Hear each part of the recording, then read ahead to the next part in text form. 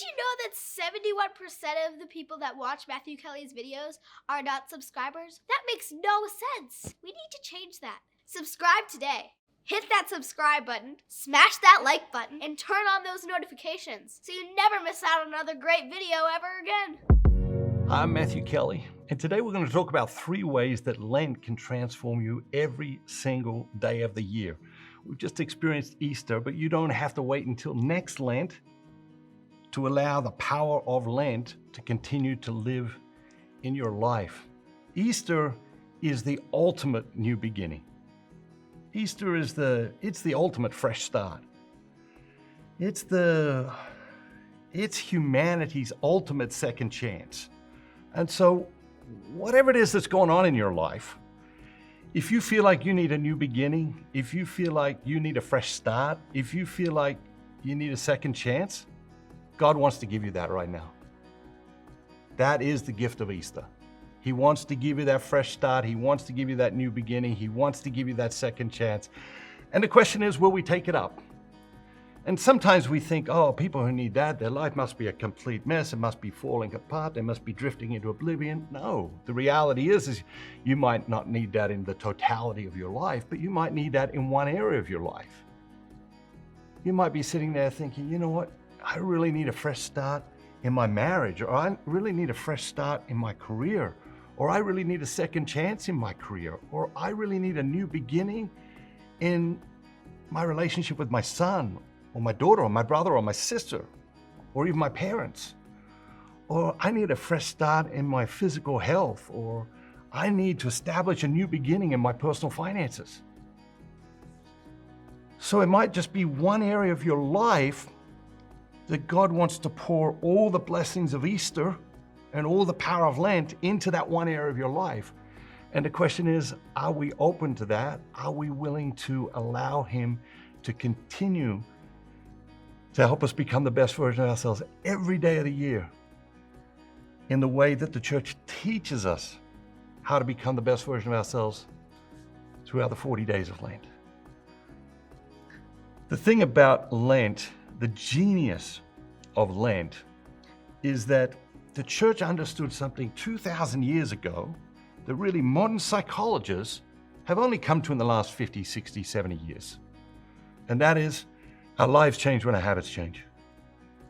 Our lives change when our habits change. It is absolutely and fundamentally true to the human condition. And the church understood that 2,000 years ago. That's why it gives us these experiences like Lent. That's the genius of it, is they had this fundamental understanding of the human person long before we even knew what it was or could describe it or knew the science of it or any of that. It was just there. The church just knew that our lives change when our habits change. And that's why Lent is such a powerful experience. That's why so many people want to experience Lent. Ash Wednesday is the second most attended day at church of the year. Not Easter. Not Easter. Why? Because people, they want this experience of renewal. They want this experience of new habits. They know, we know also, just as the church knows instinctively, we know instinctively, our lives change when our habits change. And so we crowd toward Ash Wednesday knowing that we need new habits, knowing that we want new life, knowing that new habits are an invitation to the new life that we yearn for.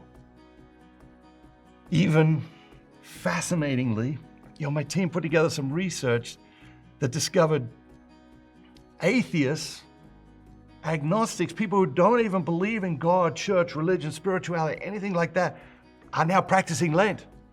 Why? Because they have this understanding that their lives change when their habits change. They have this understanding of the power of this thing, even though obviously they don't understand the power of this thing. That's okay. But the idea of agnostics and atheists practicing Lent, the idea of non-believers practicing Lent, is a powerful testament to the power of the experience.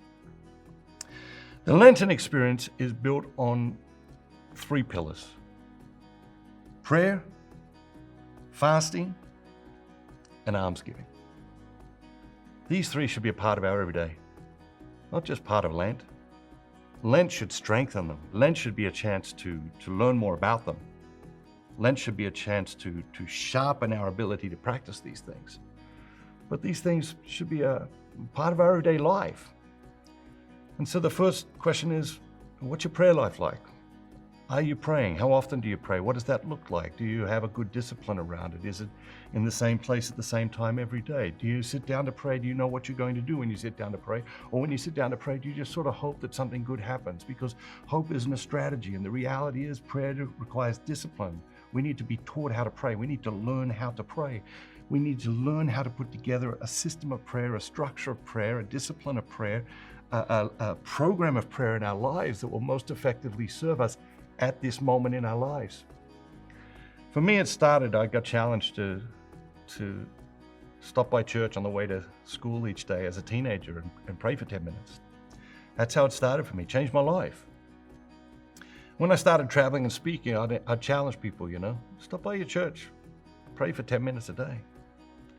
And people would say, well, it does have to be a church. No, it doesn't have to be a church. God's everywhere, I get that. But is it different at church? Yeah, it is. Why? God's present in a different way. He's present in a different way. But don't take my word for it, is what I've always said to people. Do not take my word for it. Try it. Stop by your church every day for 10 minutes, just 10 minutes. Sit there in the presence of God for 10 minutes. Talk to God about whatever it is happening in your life, and tell me how that week is different to every other week in your life, because I know it will be powerfully different. I know it will be staggeringly different. Why? Oh, we have questions, we have burdens, we have so many things going on within us. What do we do with our questions? Well, we ask everyone who knows just about nothing about just about nothing what they think we should do. And what does that serve? Nothing. That just adds to the confusion. We ask just about everyone who knows just about nothing what they think we should do in the biggest decisions of our lives, rather than coming and sitting before Jesus in the tabernacle, who has all the answers, and saying, what do you think, God? All the answers in the tabernacle. I'm telling you, 10 minutes a day, take yourself down to church, 10 minutes a day, just for 1 week, try it, experiment. Think about how that week becomes different to every other week in your life. The power of prayer, the power of Lent. 3 habits: prayer, fasting. It should be part of our everyday. Why? Because the denial of self leads to freedom. That's the reality. If you're not denying yourself in some way, if you're not disciplining yourself in some way, you are probably not free. You are probably enslaved to 1,000 different whims, cravings, fancies, all sorts of things going on in your life, being pulled in all sorts of different directions. And the reality is that freedom is not the ability to do whatever you want, whenever you want, however you want, with whoever you want. Freedom is the ability to do what is good, right, just, and noble in any situation. It is self-possession. Freedom is the self-possession to say, I'd rather do that, but that thing right there is what is good, true, right, just, and noble, and I'm going to do that. And I have the freedom, I have the self-possession to do that, even though I want to do that one over there. And we can't do that without fasting. We cannot do that unless we're fasting, unless we're disciplining ourselves in ways, unless we're denying ourselves in ways. It doesn't have to be huge ways, it can be little ways. Be little ways, many times throughout our days, weeks, and months. And then the third pillar of Lent is generosity, is almsgiving. And last year we spent all of Lent reflecting on the generosity habit. And what is the generosity habit? The generosity habit is give something away every single day of your life. And then some people say, well, is that only for rich people? No. You can give something away, even if you have no money or no possessions at all, you can still give something away every single day of your life. The reality is God is infinitely creative, and spirituality should be infinitely creative. Read the scriptures. We open up to Genesis. What is the first thing that God teaches us about himself? He teaches us that he's an artist. He teaches us that he is a creator. He teaches us that he's an innovator. He teaches us that he has all these creative ways of doing things. And out of that artistic, innovative, creative essence of God, he creates the world, and then he creates humanity. Generosity is creative. How can you give something away every single day, even if you have no money and no things? You can compliment someone. It's a great act of generosity. You can encourage someone. You can coach someone. You can teach someone. There's so many ways you can express appreciation for someone who does something for you. It's amazing how few people on this planet feel appreciated by the people they live with, by the people they love, by the people they work with, by the people in their lives, sometimes whom they serve very, very powerfully. Express your appreciation is a phenomenal act of generosity. Does that mean we shouldn't give away things? Does that mean we shouldn't give away money? No, we should. We should be generous in all things, in all ways.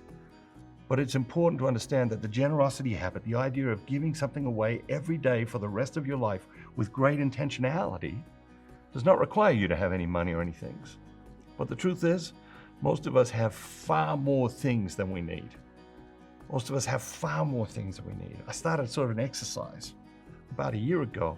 I started an exercise to give one physical thing away every day, okay? Now, some days I wasn't able to do it every day, but I was able to get to 7 things for the week because, there were a few things that needed to go together. But it's amazing. I've been giving something physical away every day for more than 365 days, and I've still got far too much stuff.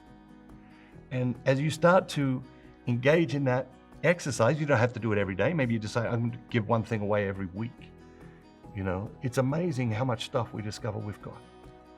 We've got these 3 incredibly powerful pillars of Lent. Now that Lent's over, let's not give up on them. Let's understand our lives change when our habits change. Lent isn't designed to say, okay, we're going to do this thing for Lent and then we're never going to do it ever again. The most powerful exercise of Lent is to do something and then adopt that habit for the rest of your life. So that next year you come back and you're starting from a higher level and you take on a new habit and you adopt that habit for the rest of your life. Lent is just the period where we plant it in our life, where we nurture it in our life, where we allow it to take root in our life. And so let's think about how we can live out the 3 pillars of Lent: prayer, fasting, almsgiving, in some small way, every single day for the rest of our lives.